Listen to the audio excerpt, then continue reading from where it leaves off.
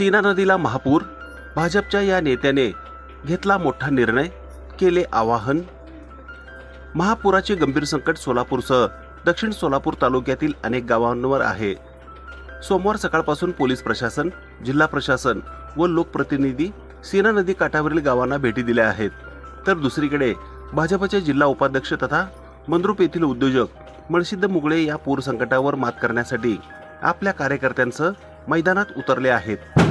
दक्षिण सोलापूर तालुक्यातील पूरग्रस्त भागातील नागरिकांची गैरसोय होऊ नये म्हणून मंद्रुप येथील श्री विष्णुपंत देशपांडे इंग्लिश मीडियम शाळेत राहण्याची व जेवणाची तसेच वैद्यकीय सेवेची सुविधा उपलब्ध करून देण्यात, तरी पूरग्रस्त भागातील नागरिकांनी मंद्रुप येथे स्थलांतरित व्हावे असे आवाहन भारतीय जनता पार्टी जिल्हा उपाध्यक्ष मळसिद्ध मुगळे यांनी केले आहे।